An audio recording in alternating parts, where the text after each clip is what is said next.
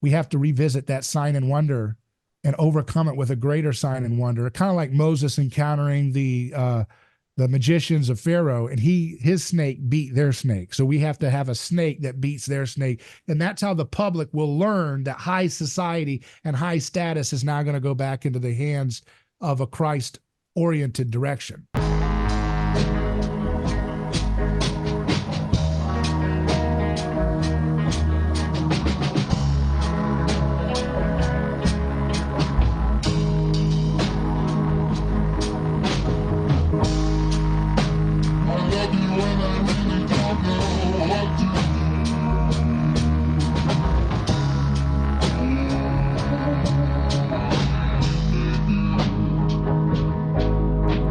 So we're back for another discussion on things hidden. This time we're having our guest Shannon Braswell. He is of Bright News. This is a crossover show between both of our podcasts. We also have with us Shane Kennedy. How you doing, Shane? Doing great, David. Thank you for having me.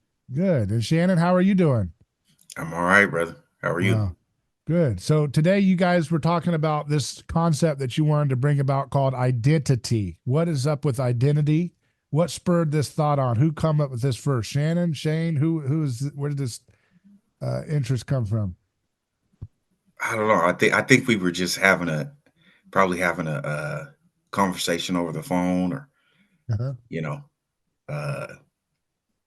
some talking behind the scenes or whatever about America and its identity. If it's in an identity crisis, where do we see the identity crisis playing out, in our country and in the West in general. So yeah, it was just a random conversation, intellectual deep dive, sharing thoughts with each other. So you think that identity is that question because we have foundational ideas that have replaced dogmas of religion. It's still dogmatic religion and it's still mystical, but now we call it things like relativity. Everything's relative. Mm-hmm. Your truth, my truth. Why? Because celestial bodies are governed by relativity. There is nothing but relativity at the big level. At the subatomic particle level, everything is quantum. Everything is a duality, wave particle. It's all information, right? There's all about the subjective observance of something is what makes it real.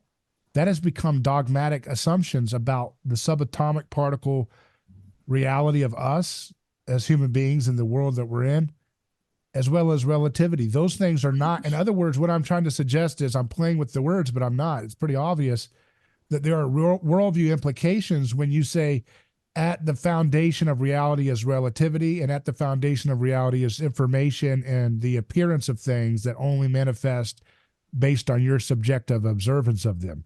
Is that not the inevitable kind of maiden that will produce something like subjectivism as the foundational framework by which people would determine what is right and wrong? What makes me feel good? What makes my truth? What makes me have social status and social currency? Once you make relativity and things like quantum physics become the foundational dogmas that are the kind of holy of holies of what is reality, will it not inevitably produce this rejection of objective truth and objective reality in a turn to a kind of nihilistic subjectivism? And will that not also be related to positivism as law? That there is no law that is above us and transcendent and immutable, but rather something that is passed down based on kind of precedent only? We make law as we go. That's the foundation of positivism. That's what is part of our legal structure today. Positivism comes from subjectivism. Subjectivism is undergirded by everything is relative and everything is information. It's all based on your perception. Isn't that kind of what would naturally result from those things? Well, and it kind of makes me think about the talks you've had recently about Gnosticism. We're proto-Gnostic in the West now, and that means that we say kind of like the intangible is the only thing that's real. Ideas and all that other kind of stuff, things that are not physical. And we can't account for, really the most important thing we can't account for in our way of thinking is the body. And that's manifest in the movement that says that we can mutilate the body to try to make it conform to whatever set of ideas we have about the way the body ought to look. Yeah. Yeah. I mean, I think, all of this sort of started with the, I remember when, like, I think when we were back in high school, there was this whole thing about like the, what do they call it? The Four Horsemen, and all that, their whole thing, Richard Dawkins, Hitchens and all of these people that sort of we grew up with, listening to their debates and everything, trying to sort of, make Christianity either religion like every other religion, or having no real practicality, So I think over time, the West got to a point to where, it told itself that its foundation, its religious foundation, its worldview is sort of, well, it's inadequate. It's not right. There's something wrong with that belief system. And so I think gradually over time we got into this whole thing of nihilism, that nothing is really important. Not everything is relative, right?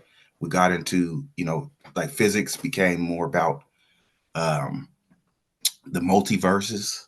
Yeah. Right. So if there's multiple yous, then you really, that one you is really not important, right? Because there's thousands of other yous in the universe. So what makes you a special, creation? What makes you unique, and created by God? Well, it doesn't, because there's tons of you. So it's I think it was a slow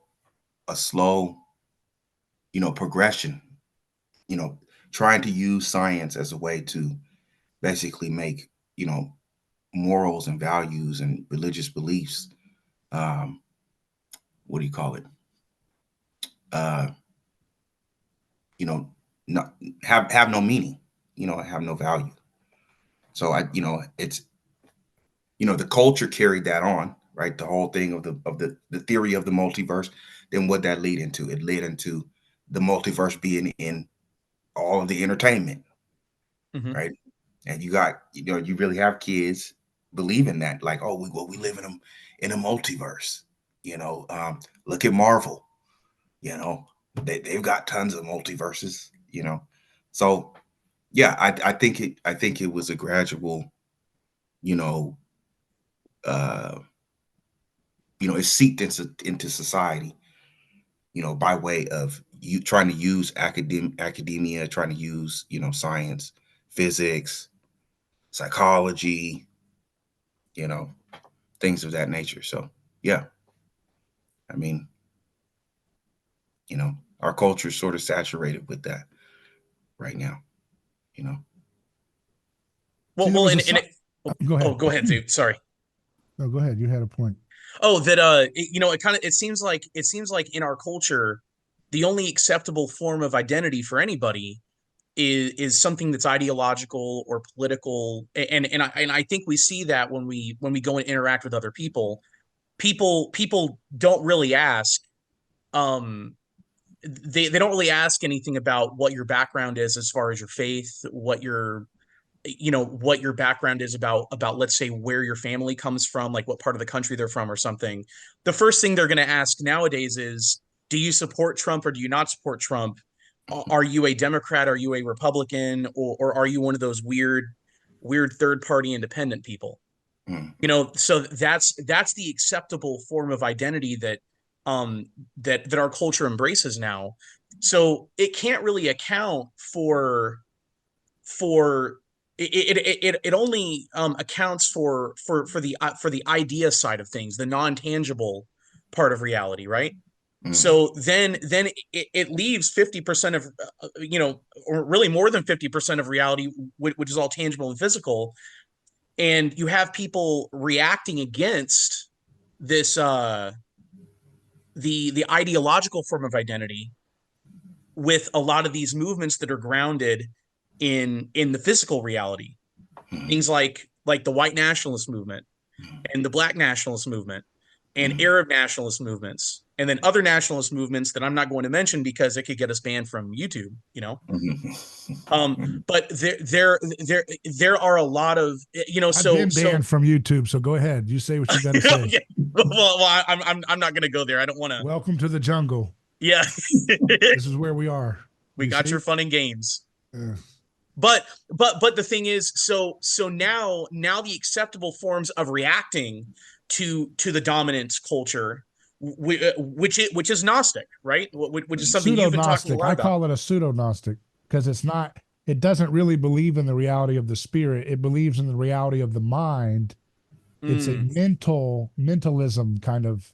Mentalism is an actual something else. I like using words and then I find out somebody else has used them for their own little gimmick. Like there's actually a mentalist that believe in controlling things with their mind or whatever. So I'm not talking about that. I'm You're not talking about like Las Vegas style mentalism. Yeah. But but yeah, it's like this kind of like, it's a weird thing because people have, I've thought about it, like, well, that's not Gnostic. Gnostics believe in the immaterial reality of matter or the profanity of matter. And yet all of what we see today is still built on the edifice of a materialistic atomistic physics and a materialistic and atomistic biological determinism. That's necessary for them to make the dethronement of the Christian worldview successful. Therein, they have to, afterwards, they have to kind of, since they killed the spirit, so to speak, they have to try to create an alternate. The human desire for reality will still manifest, wanting a spirit and a soul, right? So that becomes the ego and the mind, and the subjective experience is now elevated to the position of the spirit. And that's where everything is now. It's a virtual reality, you see. Yeah. It's strange because when you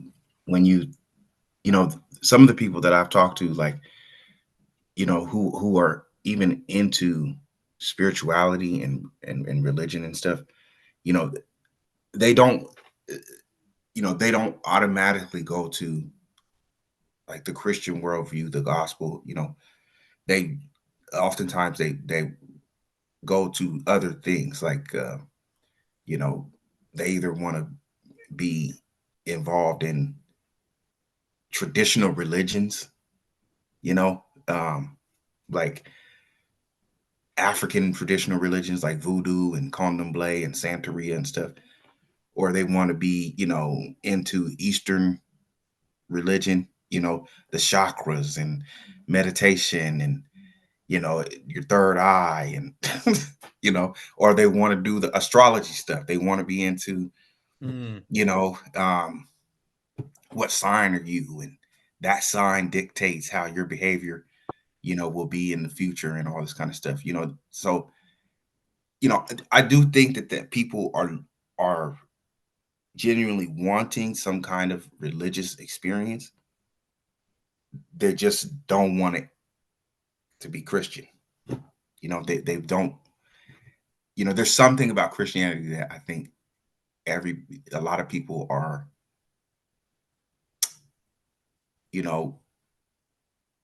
for whatever reason, they're not okay with it, and I hear a lot of, Black people, whether it's online or just like in person, a lot of it is like, well, I'm not going to believe in a made up Christ figure. I'm not going to believe in somebody that the Romans told me to believe in. I'm not going to believe in something that the white preacher told me to believe in. It's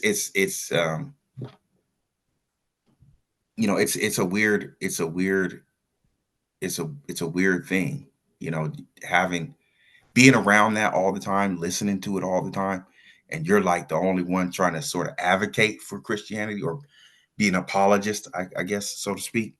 you know, but you have to come up against that you know, all the time. And I think what's behind that is these people are looking for some kind of identity. You know, they want to belong somewhere. And for a lot of people, you know, those traditional religions, whether they be white or black, you know, you got people who are, you know, white people who are into the Celtic religions, you know, the Viking stuff, you know, the Norse gods, you know, you got black people into the ancient Egyptian stuff, the Kemeticists, um, you know. So yeah, I think we all are really hungry for some kind of spiritual and religious experience. It's just that, you know, I think we don't realize that the efficaciousness of these pre-Christian religions, that you know, they're void of any real um substance or power, Well, you see, what know. happened was, so you have this continual elevation of scientism, dualism. Dualism is kind of operating in a handmaiden sense for Gnostic or pseudo-Gnosticism.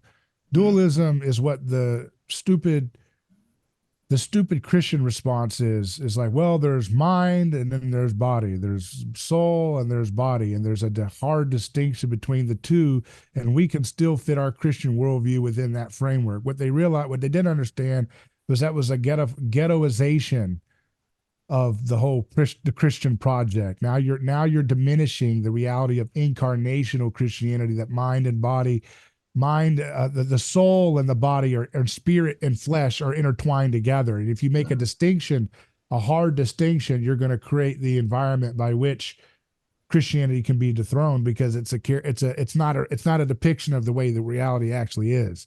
mhm, It's not like Cartesian mind body dualism. It's actually much more, kind of mysterious, the way in which the physical world and the spiritual world are kind of colliding together in the biblical worldview.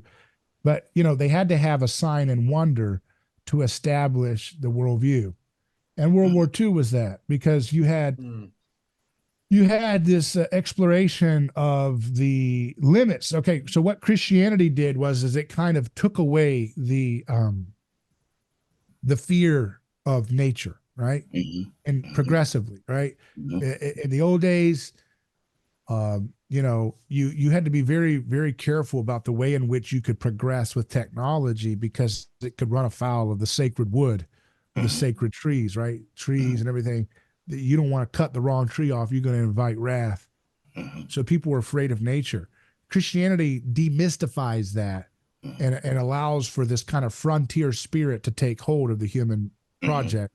In a way, obviously you had people wanting to explore to some degree, but this elevates this vision that humans have, to really have a bold frontier spirit and chop down some trees. mhm, Along the way, we get to the point where we get to World War II, where we have now so not afraid of nature. We've got fighter pilots flying around. We've got, artillery. We've got the ability to have, all these tracking systems. We've got submarines in the belly of the ocean. I mean, we are really putting our fear of nature at bay because of the progress of scientific, innovations, and this kind of boldness, this bold zeal of going about the frontiers of what we can do with nature.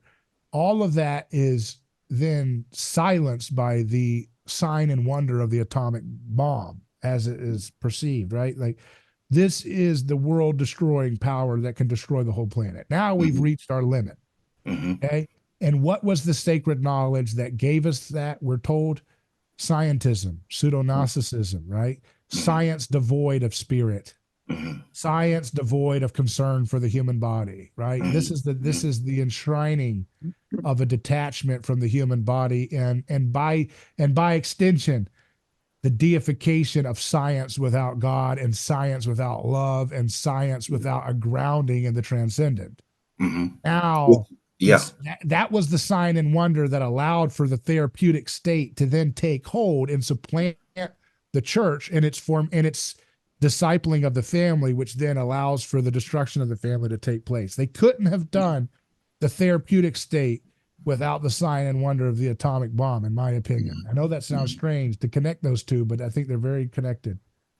Yeah, and then, There's a reason why they Right. call it the nuclear family, in other words, yeah, and I think that that's the, and I think the result of that is later generations sort of refutation of Christianity. They think that Christianity sort of is the religion that brought that on.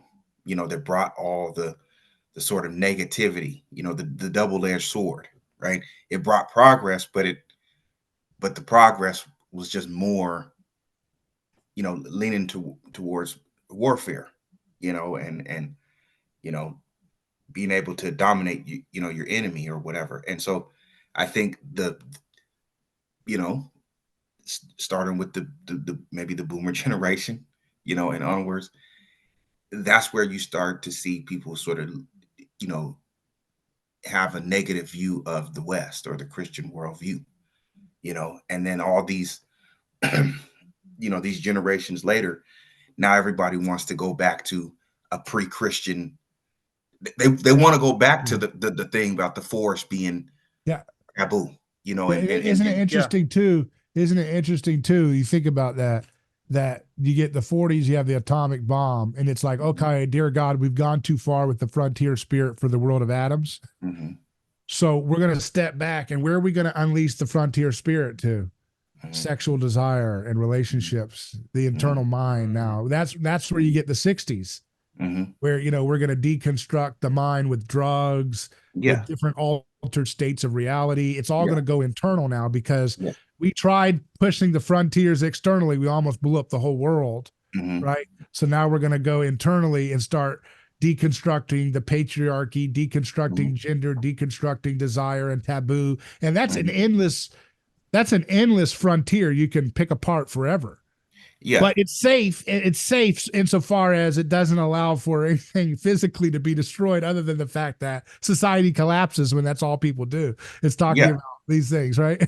Yeah. And they're and I guess what I mean is that they were supporting that whole worldview that they were into with the sexual revolution and feminism and everything by using a religious motif. They were using, like, Yeah. Eastern religion, like, you have the Hare Krishnas, and all these, I'm going to become a Buddhist, and I'm going to become African religion. They want to go back to this pagan. But what did the hippies? It's interesting. What did the hippies often have in their signage in the 60s and 70s? Don't drop the bomb. Yeah, the peace Anti-nuke. symbol or peace Interesting, sign. right? Like, don't Yeah. return to the gods. Don't bring the gods back. Don't bring Right. the gods back. Isn't it interesting?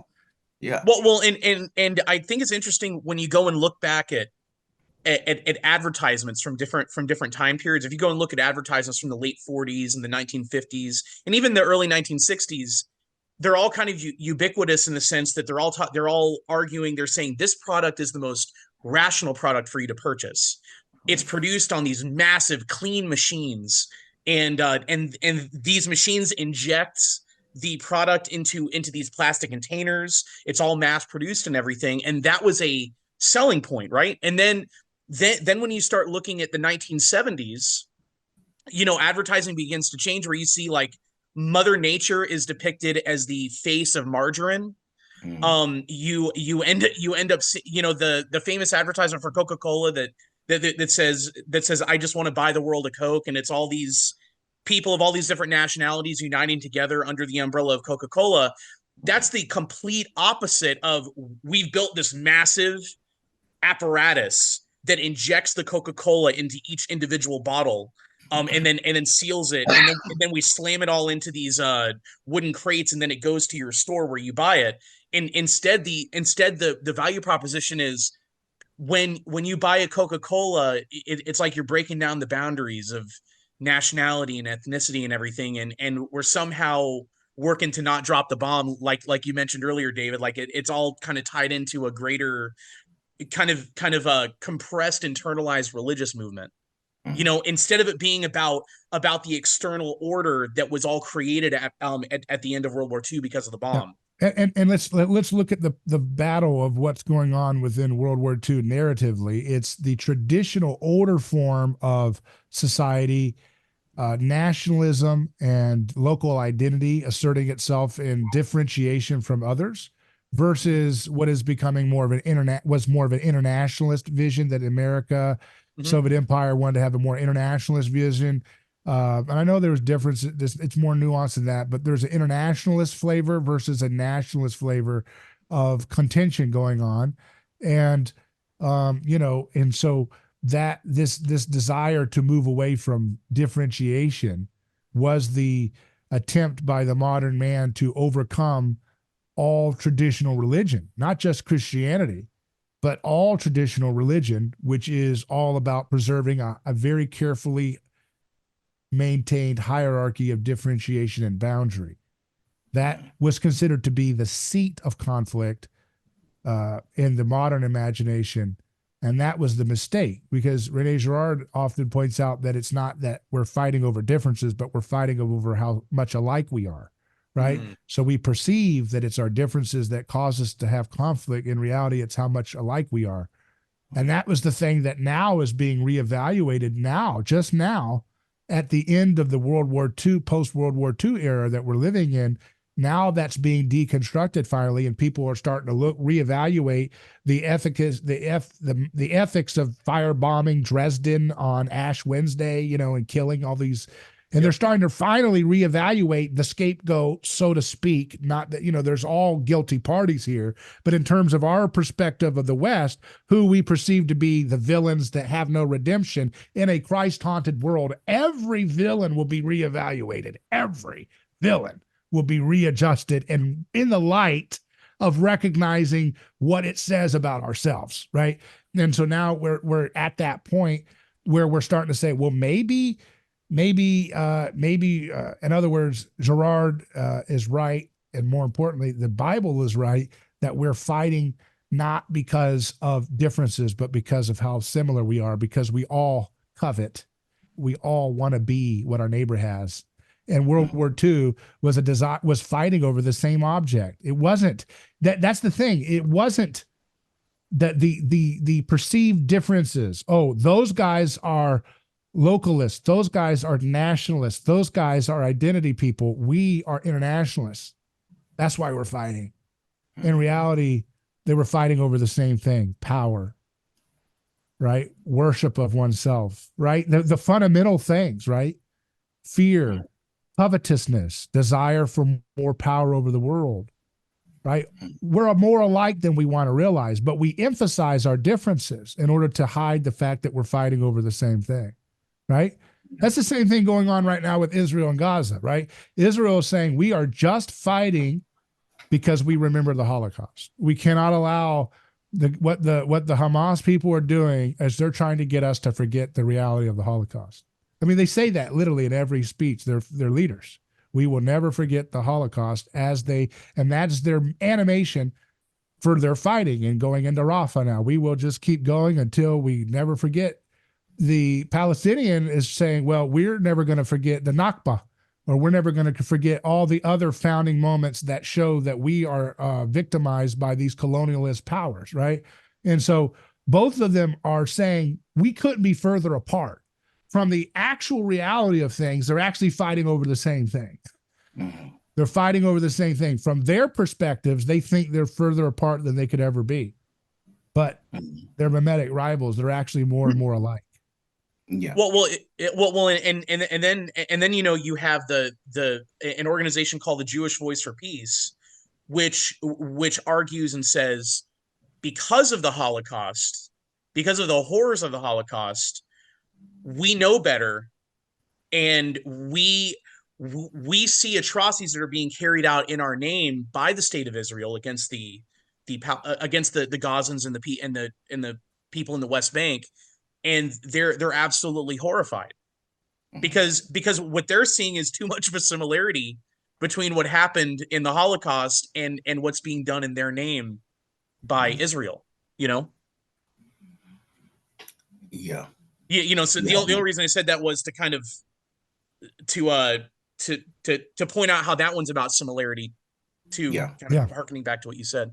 Yeah. I suppose my my question is, why does the West insist on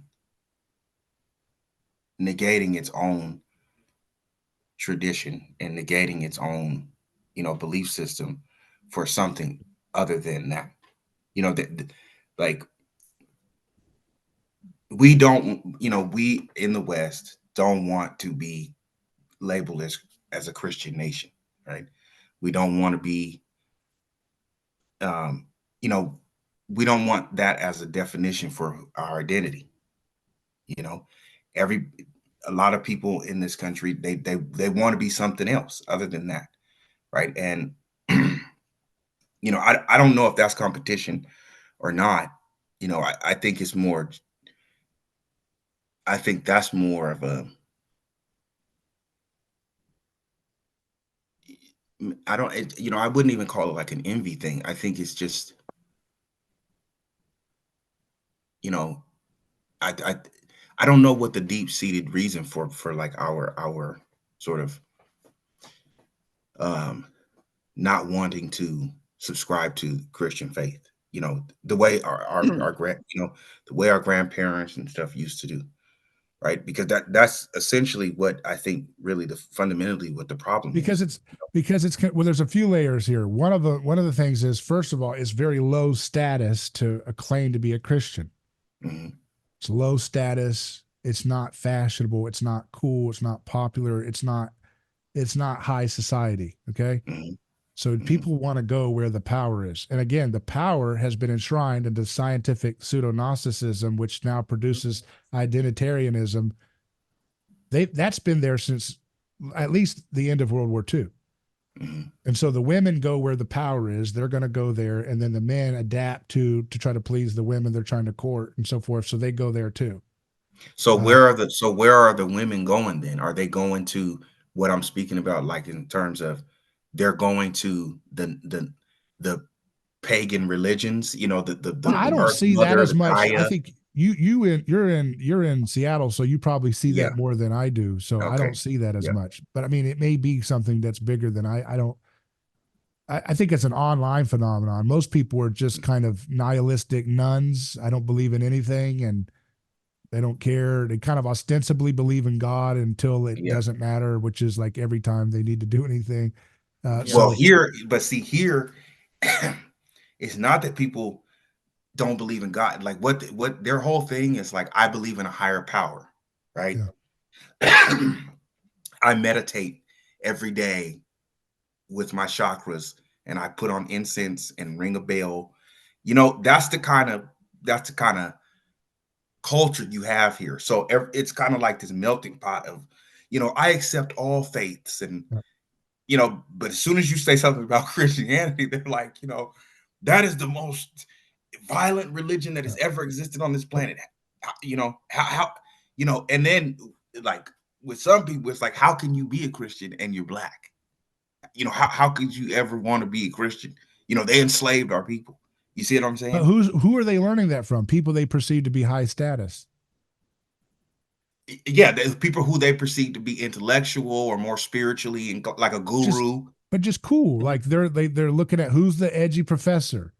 Who's the one Yeah, that's got TV talking points reiterated 24/7? Who's the one that the Hollywood and music stars are kind of emulating and yeah, using Deepak their Chopra. terminology?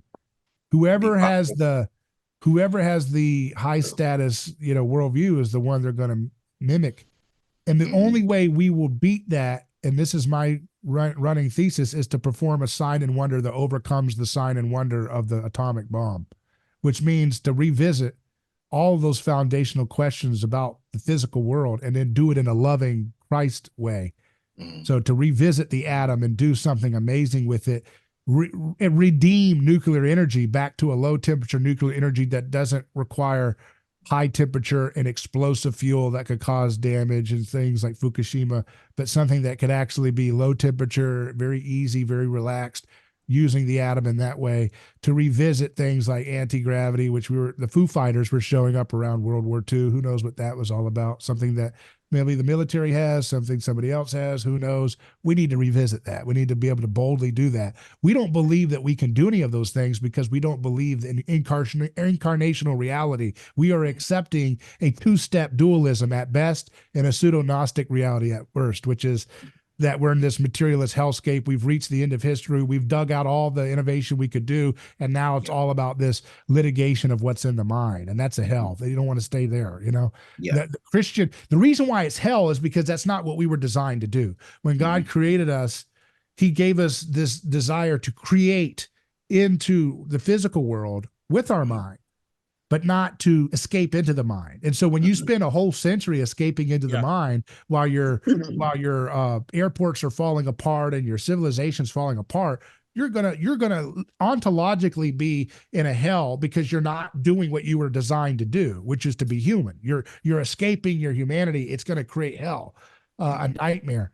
And so that's why, we have to revisit that sign and wonder and overcome it with a greater sign and wonder. Kind of like Moses encountering the magicians of Pharaoh, and his snake beat their snake. So we have to have a snake that beats their snake. And that's how the public will learn that high society and high status is now going to go back into the hands of a Christ-oriented direction. It's not going to be perfect, but they have to see that in order to believe that the power and high status should actually be towards loving your neighbor, incarnating, believing in objective truth, self-giving, self-sacrifice. Those are things that are hard enough as they are, but they're certainly much harder when you're told that, basically that was a defeated worldview, that is a disaster, that's fake. Once you re-enchant that worldview as real and alive and crackling with possibility, crackling with hope, crackling with wealth, crackling with discovery, crackling with wonder. Once that is alive again, the public will shift more in that direction. They'll start to say, you know what, I think I'm Christian. And you're already starting to see it, and we haven't even gotten started yet. People are starting to, Richard Dawkins is saying, I'm a cultural Christian. I mean, Christianity has so much power. I'm trying to like challenge what I'm saying. I'm not saying I've got a special formula to make Christian exciting again. Christianity is so electric. It will do its own thing. God is going to do his own thing. Even when we're doing stupidity, like believing in the textbook physics and textbook everything and thinking we're Christian, that's what we're supposed to do, is just accept the dogmas given to us. Well, and that's the thing. The winds are changing right now, because we're this whole post World War II system. It is running out of gas. I've talked to, probably over the last week, quite a few people who are just disenchanted with the way that things are. They look all around them, and in the culture, the culture is like a decaying corpse. I mean, that's the best way to put it, because nothing is beautiful anymore, right? Art, music, architecture, none of it's really beautiful, and that's because it lacks love, And so the thing is, David, I guess the thing that I would contend is, I think the bar is gradually going to get lower and lower and lower for whatever that sign or wonder has to be, because this culture is decaying and it's starting to smell bad. Yeah, so when we bring out the anti-gravity, it's going to be like a breath of fresh air. Now, people may be so cynical. That's what I'm disturbed about in my mind, but I still persist in pursuing this anyways. I have this fear in my head that, man, we could, bring out anti-gravity, and people are so cynical and so stupefied by TikTok and the stupidity culture that they just yawn and go back to their screens, pushing the button again and again, and that disturbs me. But I have faith. This is where faith comes in. Like Noah, you build that ark and don't worry about it. You let God sort out how the humans are going to process it. You have an obligation. You have an obligation to create with God for its own sake, period. That's the first step. For its own sake, it's beautiful. And what you were supposed to do. And secondarily, it has a healing effect because it starts to rattle the gods of the old city and to start to quicken in people's heart the ability that God is alive and that God is true. And that the God of the reality that is all around him is not one that wants atom bombs, but wants low temperature nuclear energy, wants energy too cheap to meter, wants anti-gravity, elemental transmutation, because all those things are human person oriented. Mhm.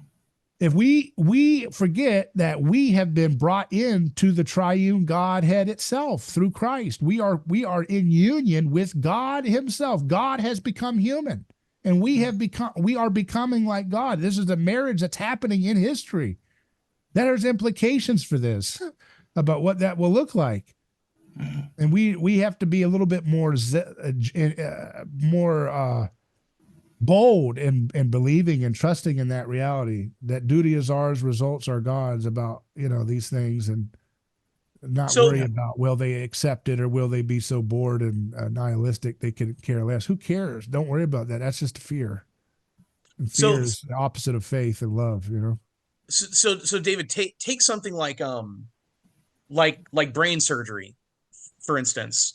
So something that would have been at least like modern day brain surgery that would be very difficult for an average medieval merchant or monk or artisan or something to conceive of. Yeah, In spite of them being relatively well educated for the time and kind of being in tune with their reality and everything. Do you think that if you were to transplant them from where they live in a time machine from then to now, would they look at brain surgery and say that's a miracle?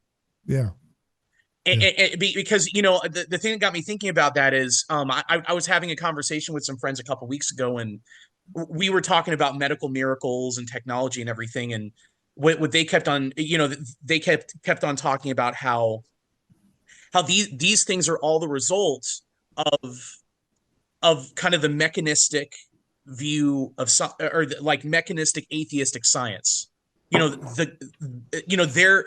attributing those things as being miracles of the God that that kind of came to power at the end of World War II, like you were saying. So do you think that that's the thing at play here, that basically you're going to attribute technology and advances, we're going to attribute them as being the fruits or developments of one God? That today we attribute those things as being fruits or blessings or developments as a result of the God of the atomic bomb or the God of the post World War II physics or something. But somebody transplanted from the medieval period or just from Christendom in general, if they were to come here, they would say, "My Lord, this is a miracle," and what yeah. they would do is immediately give thanks to God for it. Yeah, if they came to Florida and had air conditioning, say, "Dear God, this is a miracle." Yes, That's a miracle, and we don't yes, even take yes, it. yes. We It don't is. even take it. We take it for granted because we're spoiled and we've been lied to about how we inherited these blessings. Now, Shannon, you said something earlier. I wanted to touch back. I just remembered it now. You said something about why do we not want to give our credit to Christianity?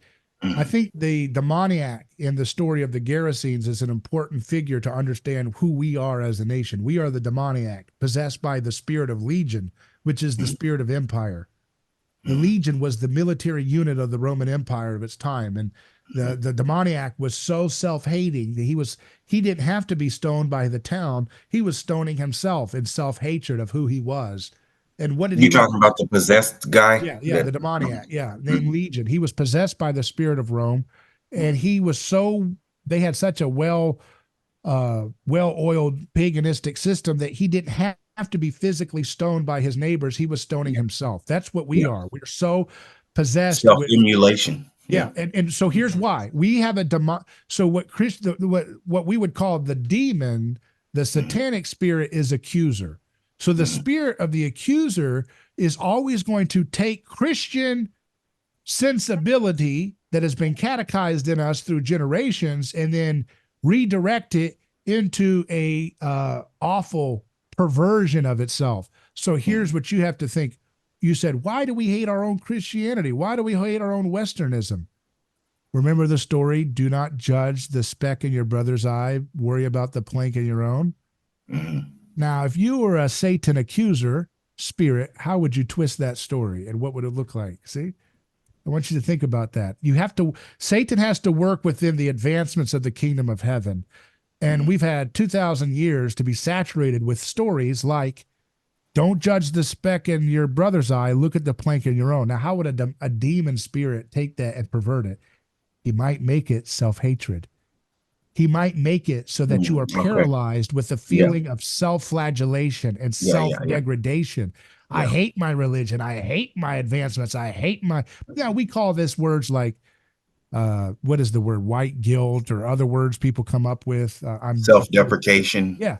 Oh, All privilege. of this is the spirit of an accuser spirit taking the deep, deep Christian aesthetic of do not judge the speck in your neighbor's eye when you've got a plank coming out of yours. You can redirect that into an abusive direction. And that's what's happened in the West. We have weaponized that against ourselves to a pathological hatred degree, which is why you know it's satanic. Because Satan wants to tear down. So he'll say, does your God not tell you? Look at the plank in your own eye. Hate your Christianity. Hate your wealth. Hate your air conditioning. Hate your cities. Hate your food. Hate your skin. Hate your capital. Hate your savings account, right? Hate anything that, hate it, hate it. Be filled with guilt. Be filled with self-terror about what you have. That is a satanic accuser spirit twisting the Christian aesthetic of that principle that is loaded in the entire Bible. Jesus says, greater love hath no man than he that lay down his life for a friend. Well, if the West feels like they're a friend to the world, they might lay down their life in a pathological self-hatred sense when it's not oriented towards the healthy relationship with the Creator. You see what I mean? Yeah. It's a suicidal spirit. That makes a lot of sense. I mean, it's a self-flagellation, like I hate my culture. Isn't that what Satan would do to make you feel like you're scratching the itch of the gospel when you're not? Yeah. And then on top of that, there becomes this like justification for why you should hate it, right? Like, because this is the culture of the Atlantic slave trade. This is the culture of, the First and Second World War.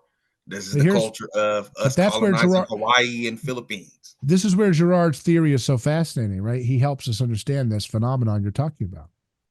As we become more and more aware of our own persecution ability, the effect of it is that we learn the more immediate, recent historical events rather than farther away periods of time. So when you are haunted by the cross, your society is not going to, as you're becoming a young man or woman, you're trying to understand what is the purpose. You talked about identity. What is my identity? Who are we?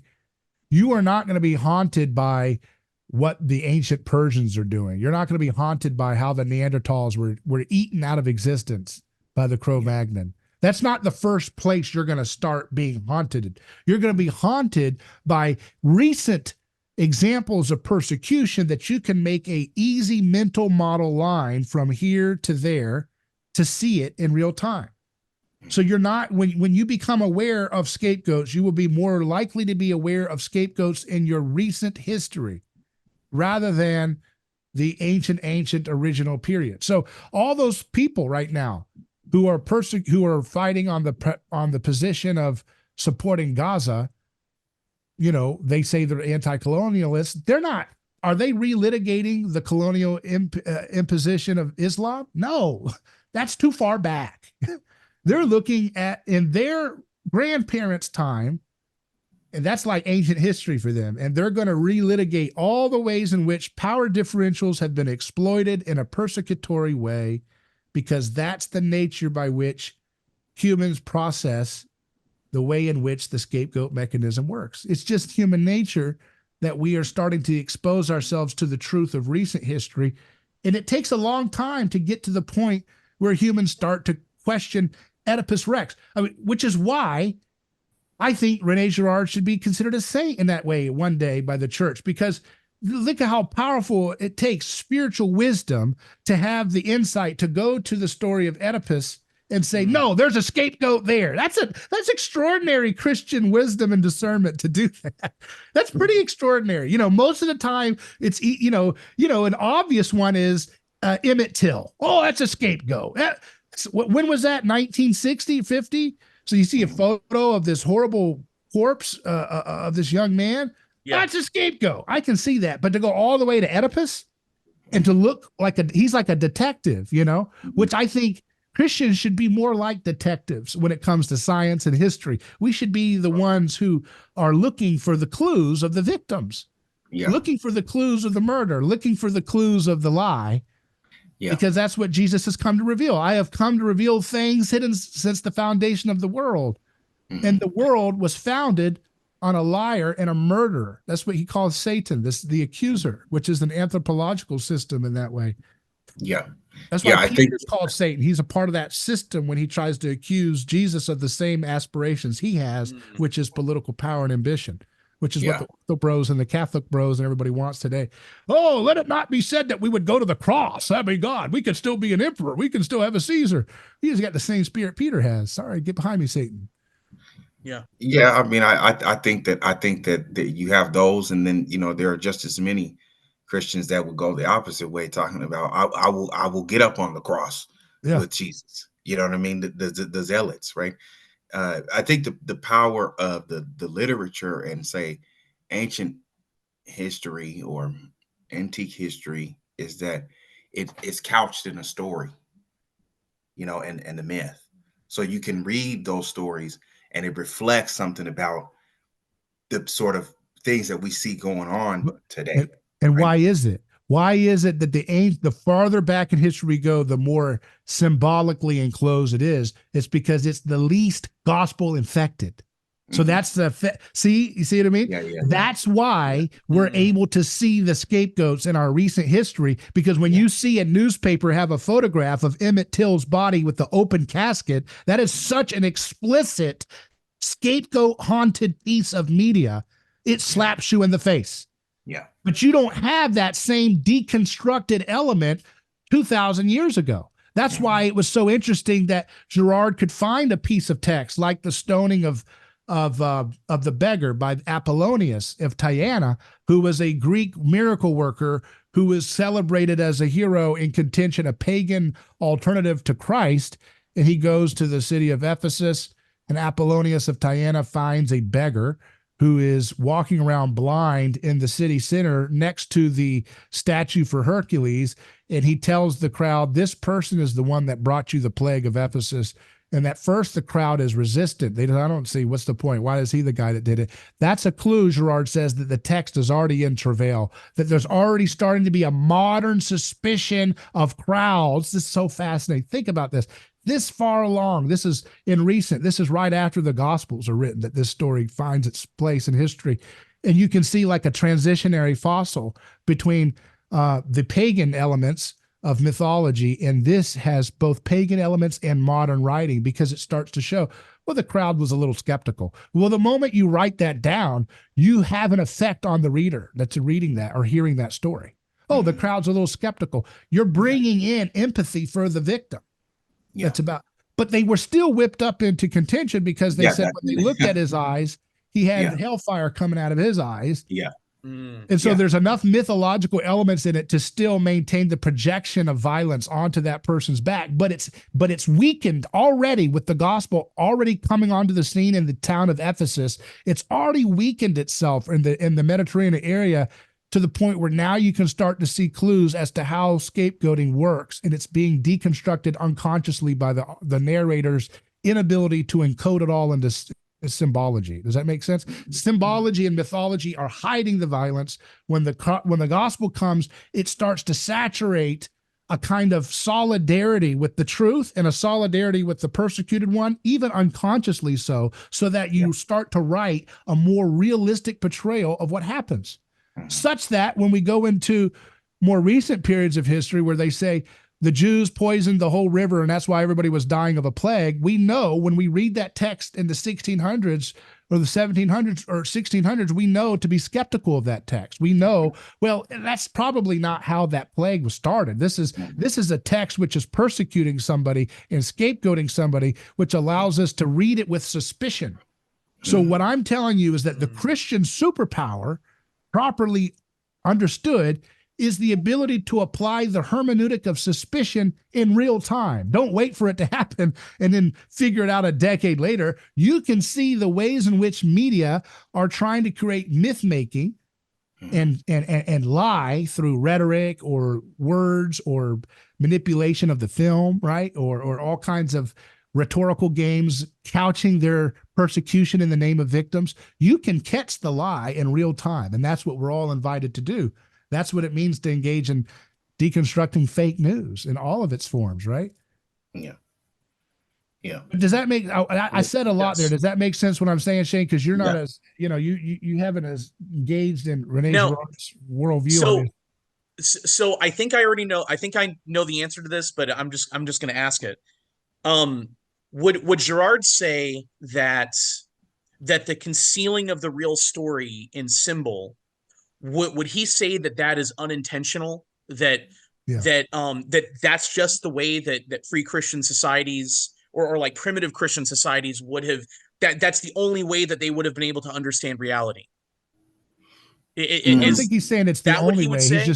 He's saying it's the spontaneous, unconscious way in which humans grasped with what they were doing and transmitted it. So in other words, he's not saying it's a cynical conspiracy where they're like, let's kill this guy and say the gods made us do it. They're not. It's not like that. It's an unconscious thing. Because it has to, in order for it to work, it has to. You can't know who the victim is. You can't have a premeditated, like, this guy is the guy that we're gonna. You know what I'm saying? It has to be sort of a. Except for with Caiaphas, that's why the Bible says that he did not say that of his own word, but the Spirit of God made him say it. When he says, it is better that one man die than the whole nation perish, the Bible looks at the camera of the text and says, he didn't say this on his own accord. God made him say it. Good Lord, you can't get any more exciting than that from what I'm, do you see what I mean? Do you see what I mean? Yeah. Like, I couldn't ask for a better piece of evidence for what I'm saying for this point here. That Caiaphas couldn't have said that because that's not how humans recognize their scapegoats. They don't recognize them. I mean, these people out there really, truly want to believe that, I don't want to bring that name into it, but, they really, truly believe that some of these characters out here are really the worst thing since ever, but I think that's why they don't believe. I think they actually don't believe it. These people who elevate political figures, they really don't believe it, which is why they have to say it so many times. He's really, really bad. He's really, really bad. They're trying to convince themselves because they're so gospel haunted. They know that this doesn't really scratch the itch that they want it to. Yeah. But sorry, what were you saying? So do you think that that's so kind of like the post World War II consensus about kind of the origin of life is that life developed over a really, really long period of time, maybe spilling over into an eternal pantheistic conception of things, kind of like the multiverse you were talking about earlier, Shannon. But it's this idea that progress only happens as a result of violence, that you have to have this violent collision of the Cro-Magnon and the Neanderthal, and one of them has to win and the other one has to cannibalize the other one, and that's called progress. And but the interesting thing to me is that's a dogma today. Natural selection is, they equate the cycle of violence with progress. But then that's the main thing that we look back and impugn the Axis powers for during World War II. Right. And rightfully so, right? But we also don't look at the Soviet Union with the same level of anger and righteous indignation. When the body count was a lot higher for the Soviet Union.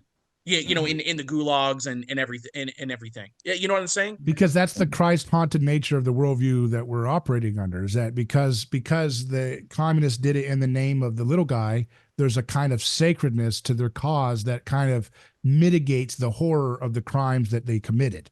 So if your ideology, this is where we get back into pseudo-gnosticism. If your mindset is holy, in that you have a righteous cause to vindicate the downtrodden, and that's your animating force, that somehow kind of mitigates the criminality of what you've done and the horror of what you've done, even though they'll say, a sophisticated modern thinker in the secular world will say, yes, what they did was horrible too, right? But there was a particular extra evil about the opponent. Now, the point is, the reason why they say that is that the opponents were typically doing their sacrifice in the name of the traditional pagan view of sacrifice, which is that to abate the gods, we must sacrifice someone who is going to be an easy target. In this case, they thought they could sacrifice somebody who wouldn't be able to get self-defense, who wouldn't be able to fight back, right? And so that's why, that's how most scapegoats are selected. You traditionally select a scapegoat who won't have an avenging party back against you, because if you do, it's not a scapegoat, because the society wasn't unified in the belief that that person was guilty and deserving of being killed. So scapegoat, to be effective, needs to be someone who's relatively marginalized, who doesn't have people wanting to get payback, right? Because that's not a scapegoat. That's just a vendetta now. You've started a revenge cycle. That's not going to create unanimity. So there's a look at the level of sacrifice that was required in these more traditional pagan-oriented structures, because nationalism is closer to paganism compared to internationalism. Internationalism is more Christ haunted, right? It's more Catholic, it's more universal, it's more global, because it's claiming to be more, it's using rhetoric and aesthetic, which is more Christ saturated, the human person. Yeah. But the nationalist is more about the people, the ethnos, right? The ethnos demands its preservation, and how does it get preservation? Through the sacrifice of its people. And of course, the question is, who's the actual sacrifice there? And that's where you get into interesting discussions with folks like Richard Koenigsberg, who says that actually the sacrificial token is the soldier who dies for his nation, that he dies for this nation to prove that his nation is real by the shedding of his blood. The nation basically proves it's more real than others by its ability to get more of its own young men to die for itself. Feeding the nation's reality. Like, the more you see flesh torn apart on behalf of the nation, the more it makes that nation psychologically a real thing. Yeah, that makes Don't sense. you think that now that whole, that I don't know if we could call it like the heresy of nationalism or just the error of nationalism or something, but it seems like it's falling apart now, because if you go and poll Gen Z, they're not willing to go and fight and die for the American empire. They're just not willing to do it.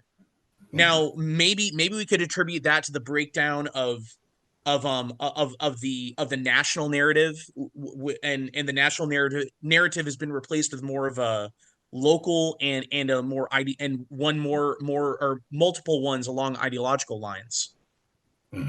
So what do you think? So the new order is probably going to be more, it's probably going to be closer to what the Christian order was than not, right? At least structurally, because it'll probably be more oriented toward the local and toward the community, right? Possibly, yeah. Now, so one thing I wanted to bring up.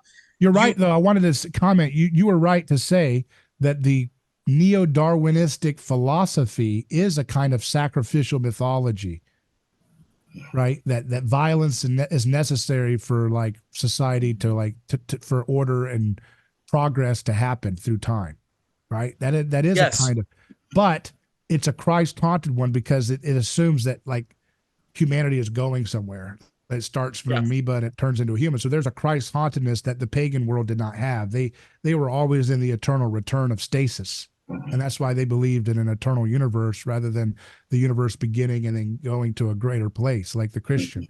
So it's not fully pagan, but there are elements of that have to be admitted. I mean, it's true. There is a kind of sacrificial there must be blood. But in some ways, the Darwinistic, it's almost like this. I mean, I'm just thinking out loud here. It's almost like the Darwinistic worldview that you say and I believe we're still kind of underpinned by, is like the Old Testament, and then the tabula rasa blank slate ideology of victimism and identity victimism is the New Testament answer to the problems of the Old Testament. In the new kind of, in this old worldview that's dying, you see what I mean? The materialistic worldview, the Darwinism is like, yeah, that's the kind of hard truth of it all. Yeah, if we peel off enough layers, there is no God, and it looks like nature is red in tooth and claw. But the good news is we, through the messianic state and messianic ideology, messianic fealty to institutions that catechize the state's ideology of the messianic victimhood state, we can coalesce around enough victim identity unions, right? Based on race, gender, and so forth. And together, through violence of the state, we can remake society to transcend it in the mind outside of our lowly material state of violence, of nature, red and tooth and claw, right? We can transcend. So there's it's an attack. See what I mean? They can't stand the reality. Because that was the thing, Shane, that I was most fascinated when I was in college. Because I was like, wait a second, you guys are Darwinists, but yet you're always elevating the weak and you're always talking about transcending nature. So what are we doing here? But that's the two-step motion to try to imitate the Christian worldview of spirit and body, is you've got profane, destructive, biological determinism as kind of like the hidden underbelly that we don't want to touch. And we're going to transcend above it through this ideological ascent into the mind and reconstruct gender, reconstruct power, reconstruct a DEI, and make sure everybody is replaced up the top of hierarchies through our own will, our own reimagination of language and everything. We can transcend this horrible fallen state. So that's, in other words, more than saying the Old Testament, biological Darwinism as an ideology is the fall for the leftist, this secularist worldview. It's the fall. It's when Paul says we were entrapped by flesh, that's that for them.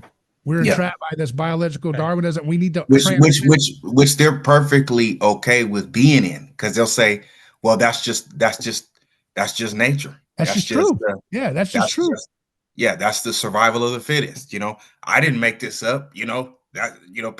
But they don't talk about it. Who talks about it on college campuses? Like, if you quiz those Gazan protesters, do you believe that, that in nature, the survival of the fittest is applicable? Some of them might say, yeah.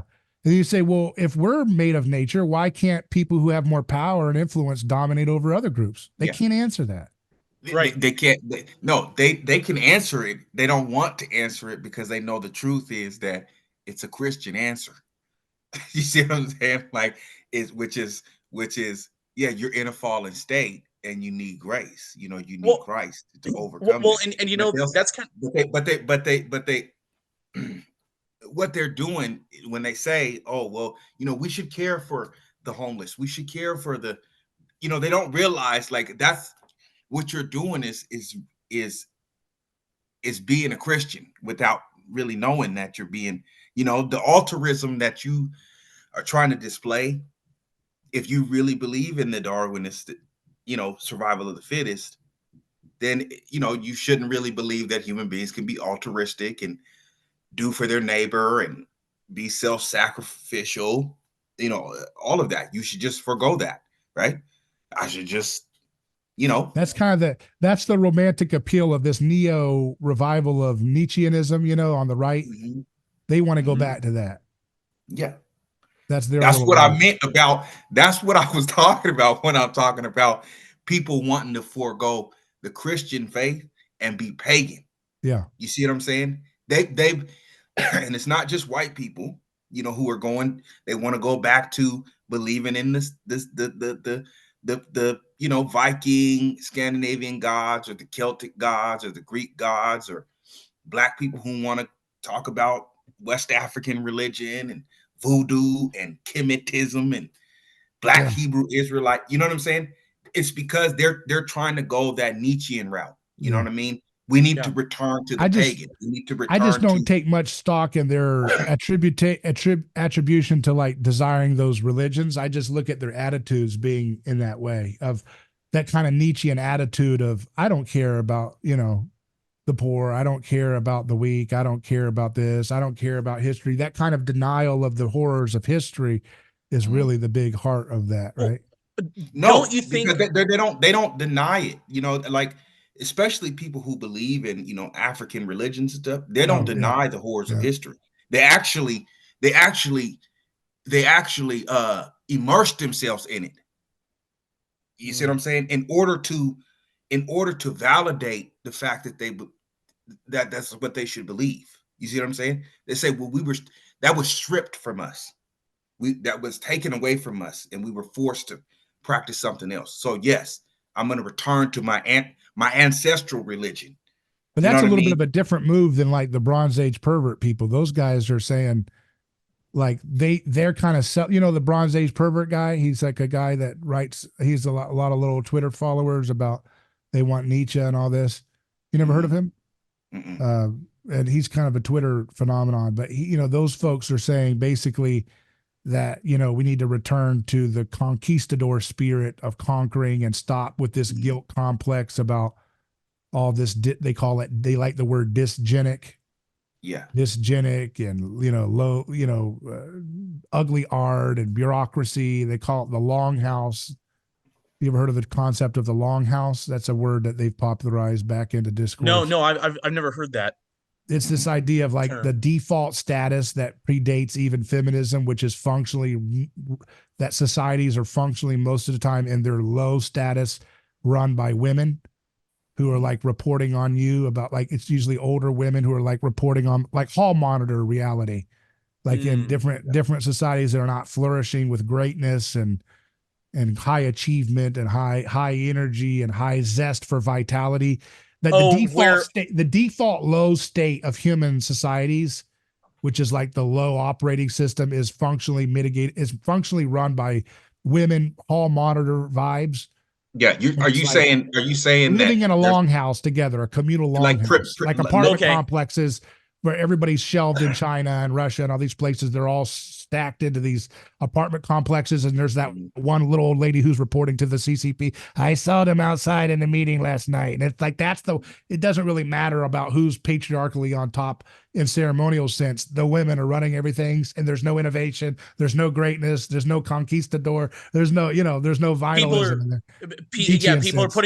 People are putting all their energy into like gossiping and stuff and talking about everybody else, Yeah, it's lunch. I but call it the nobody's lunchroom actually drama. doing anything. Yeah, Okay. lunchroom drama energy. Yeah. Yeah. But Yeah. Nietzscheanism doesn't provide any escape from lunchroom drama. It's just another lunchroom drama. Well, don't you think too that there's ultimately the question of who is my neighbor? Yeah.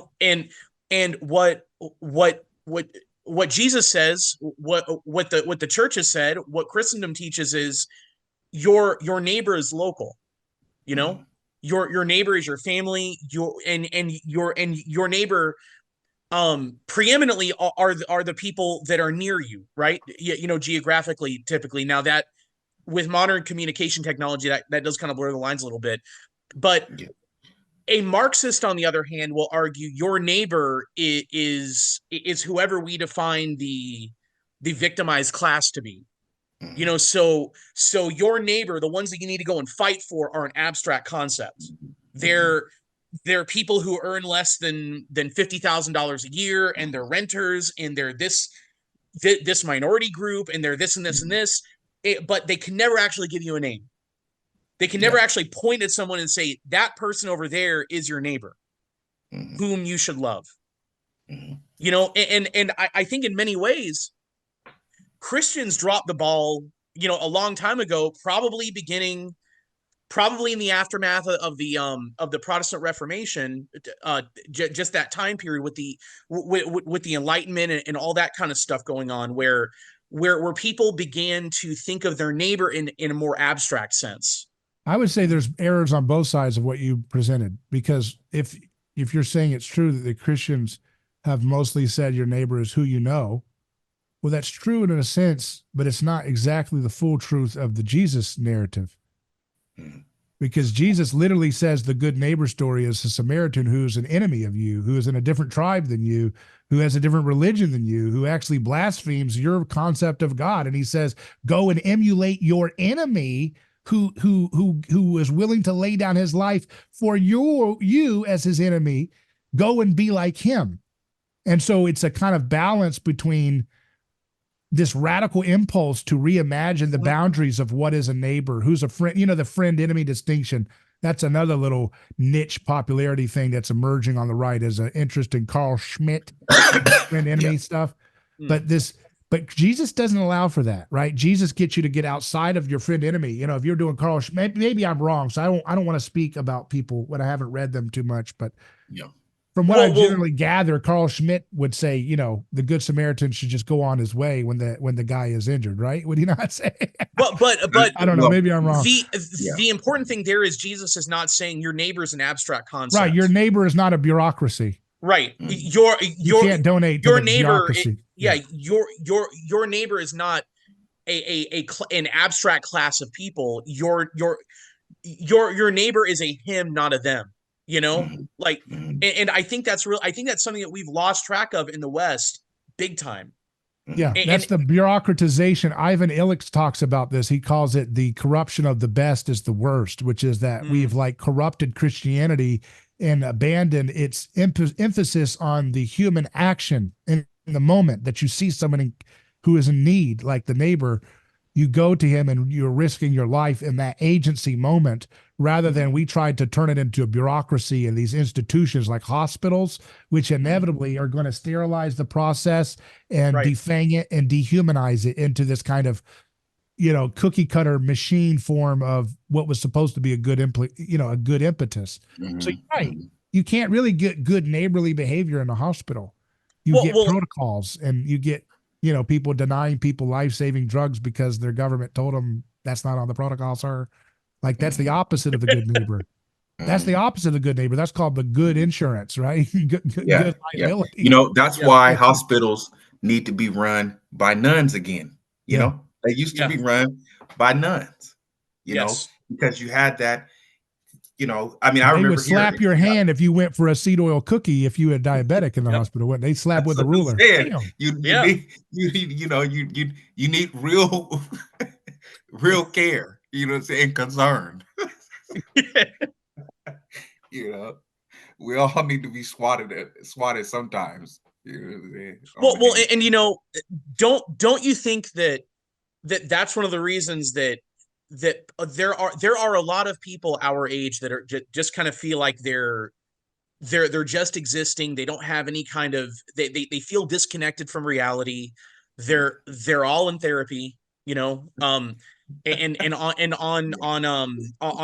antidepressant medicine and everything like that to try to make them cope with existence. Existence is a tough thing to deal with, isn't it?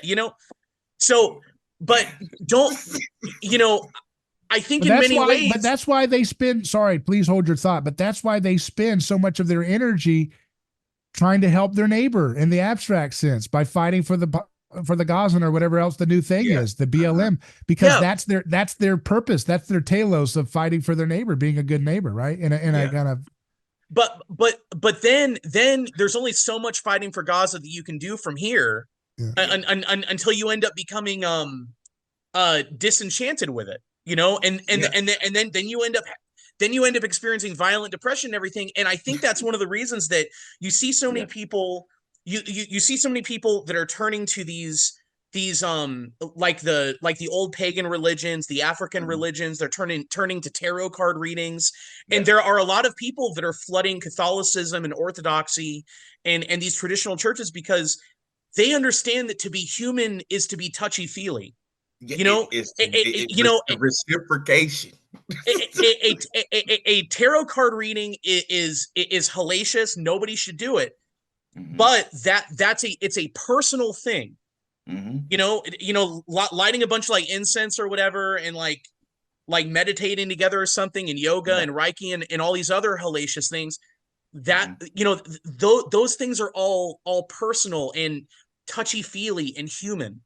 You Yeah. know, and I think that's one of the reasons that people are returning to orthodoxy and Catholicism and like even and conservative Anglicanism and stuff like that, is because they want to be they want to have oil put on their forehead by a successor of the apostles. They want to smell the incense. They want to be touched by something.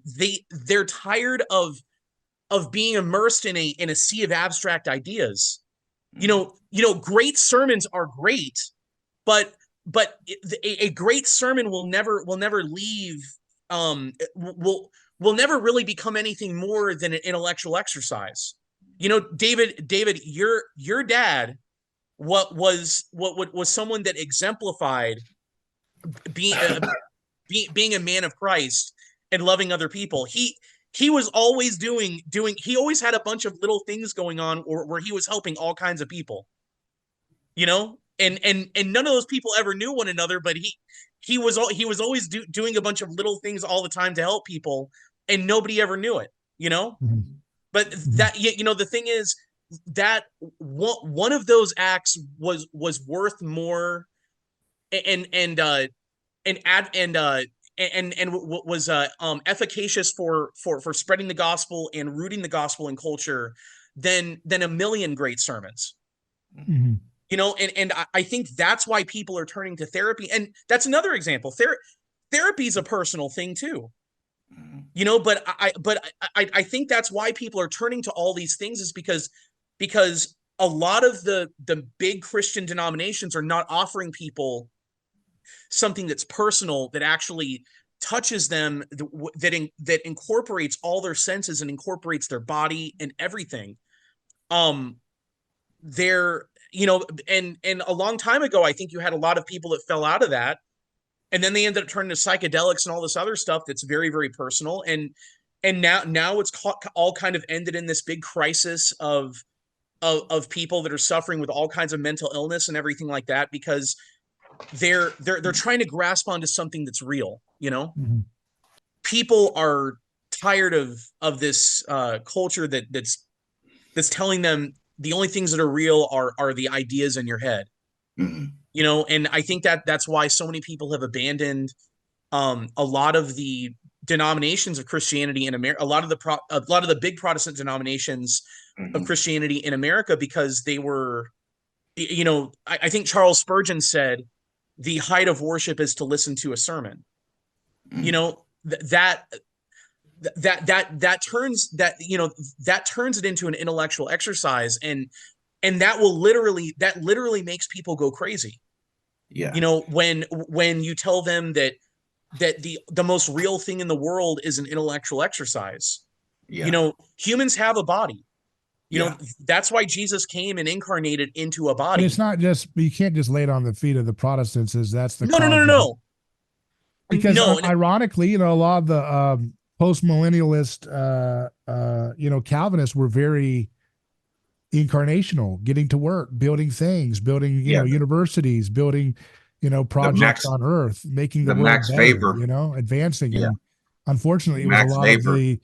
a lot of the more establishment forms of Christianity that were a little bit asleep at the wheel, too busy being in favor of the king, making, the king, does the king want you to build that library? I don't know. Yeah, I I mean, know that's a caricature too. I'm just saying it's not just well, one and group.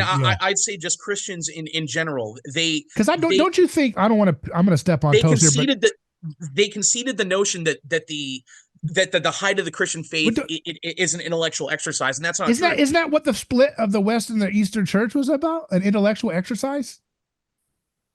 No. I know there was a lot of politics. I know there was a lot of stuff leading up to it, but what was the Yeah. final push? Was the Filioque, right? It was the Filioque, I think. Yeah. Yeah. Was that an intellectual exercise? No. It wasn't?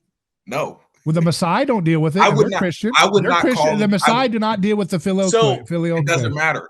I would not call that. The reason why I would not call that an intellectual exercise is because people are actually trying. They're trying to find where their salvation is coming from. That was a serious thing in late antiquity. You see what I'm saying? Because you can't, especially when you're having to deal with people who don't believe, right, in late antiquity, and and they were dealing with a lot of people who did not share. Well, I'm their not saying it's not an faith. important thing to work on. I'm saying you shouldn't split over that, and that's the problem. I fair. agree with you on that, You know. and also too, and also too, I'm pretty sure that like the that the Eastern Catholic churches that are in communion with Rome, they don't include the filioque in their creed. That's true. Mm-hmm. But I think that was a later development, Mm-hmm. but and honestly, as far as the filioque thing goes, I've tried to understand that. Yeah. It's way that's punching way above my ability to understand. And you're pretty ideological, so if it's too abstract for you, Man, I think it's ideological. I'm sorry. yeah. I mean, it's. I'm saying it's important, but I don't. I think I don't understand the argument. I mean, I'm not smart Yeah. enough to understand either side of the argument. I mean, I'm just not. Yeah. Well, you know, I just think if Christ was looking in that room when they said, "You guys are going to split over that," really? Yeah. Did I make that so clear that I said split over that? Did I say split over something like that? Yeah. I said I'm bringing you the comforter. I said I'm bringing you the comforter, Holy Spirit. It doesn't have to be split over that. It doesn't have to be. It doesn't have to be something that I think created so much contention that there would have to be a split. But it is an important, I think, theological question, because they're trying to ask how the Spirit proceeds from the Father and the Son, or you know what I'm saying, or is it begotten from the Father and Son? You know, those were serious questions. You know, today in the 21st century, we don't think of it as anything because it's something that's already been hashed out a million times over. You see what I'm saying? So it hasn't been hashed out because it's still it produced a divorce that has destroyed the church. Well, I mean, you know what I mean. Yeah. Like what I'm saying is like it's not something that people are about to go to war over. I'm just saying, look at the fruits of ideological schisms over Christianity. Creates a great divorce, which has hurt the church through the ages to this day. It has. Yeah, I don't deny that. You know what I'm saying? So that and in that sense, it's a gnostic attack on the unity of the church. Yeah. Yes. That's something I'd agree with you 100%. I have to. But granted, like I said before, I don't have the mental firepower to be able to understand what the argument is on either side. Don't you think that some of those things that the church were dealing with, we're going to go on a tangent, but I've been thinking about this a lot lately, having read a book about how this Catholic priest was interacting with missionary work to the Messiah.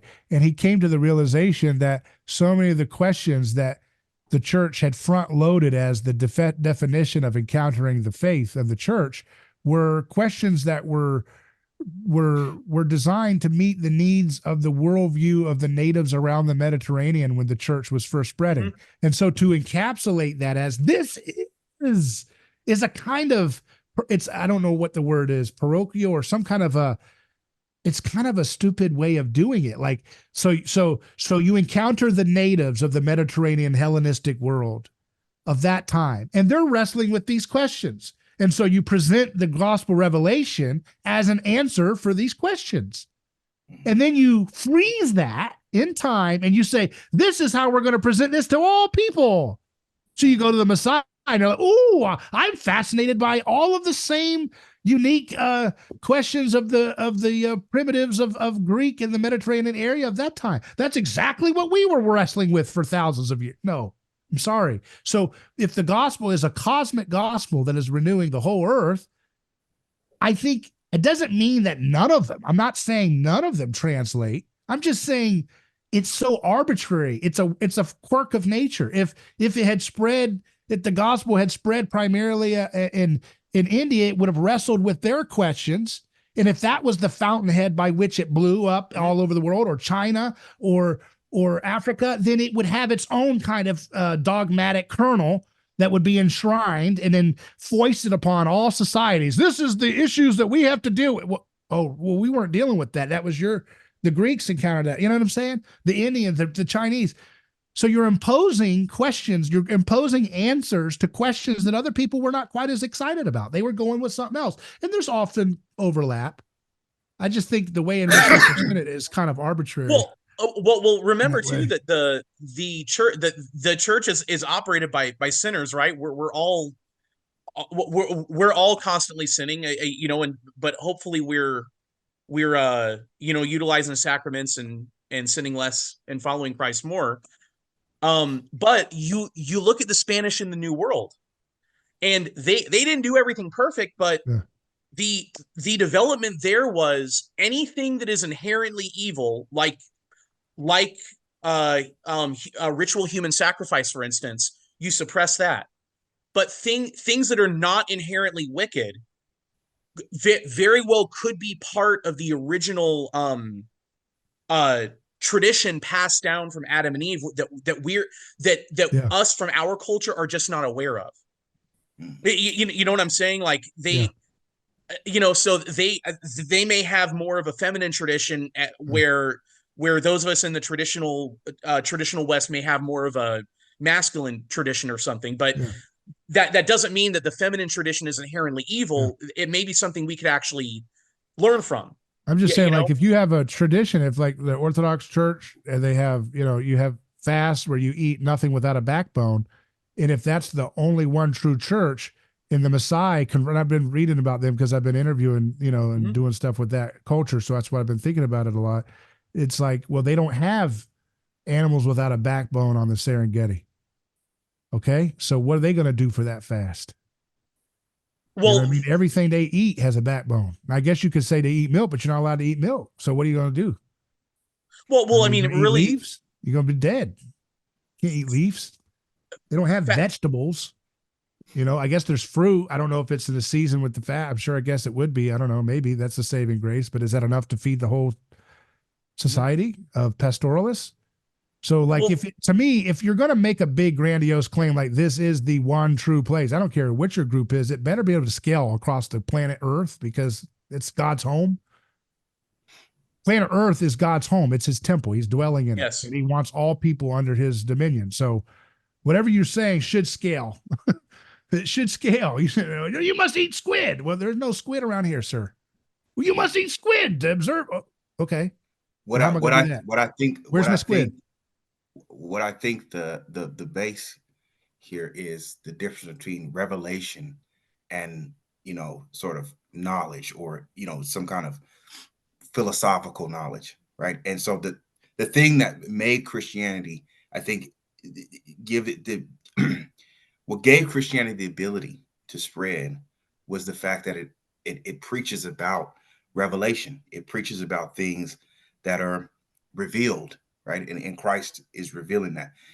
You know, the Greeks couldn't do that because they were stuck in the mold of discourse. You know, that was their sort of And cultural, I think we you picked know, up some of their luggage along the way a little bit no, more extra than we should We have. did. most emphatically, right? And that probably does have a lot to play into why this whole debate about the filioque is so important in the Western world, right? Because we are using the philosophical discourse that Greeks. you know Yeah, that Shannon, we're on your page now. We're saying down with the philosophers. Yes. yeah, I don't like, So I don't care for philosophy either. now we Thank got you you, back on the same page. We Gotta found take it. them down. you know, but so I think that's why it can apply. That's why Christianity can apply, you know, to such a to all cultures, is because, you know, humans, I think, you know, we're much more receptive to revelation.